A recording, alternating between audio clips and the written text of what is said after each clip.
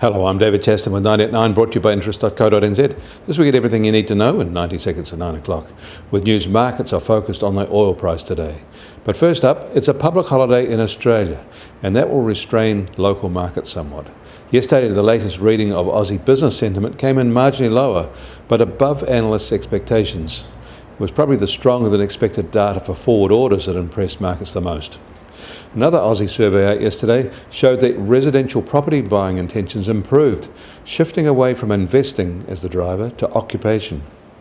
In New York, stocks started out a lot lower today, but by midday had wiped out most of those early morning losses. Initial focus seems to have been on the failure of the oil price to hold yesterday's gains, and that seems to stem from a realisation that oil demand in China may never reach what has been forecast. The oil patch may yet face peak oil supply in the future, but unexpectedly it may have passed peak oil demand. Also out overnight is a new analysis, from a US point of view, of the TPP deal. Essentially it warns the US that it will not be a big winner and jobs in some sectors will be lost. But it also concludes that there will be a net benefits even to jobs in other sectors, and the US will be worse off not signing it.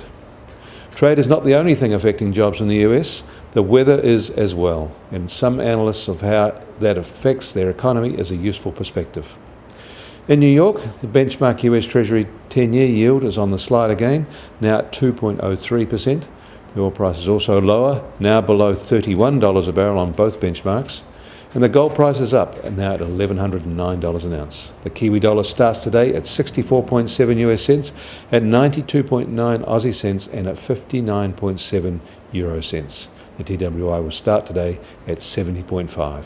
I'm David Chaston. That was 90 at 9, brought to you by interest.co.nz.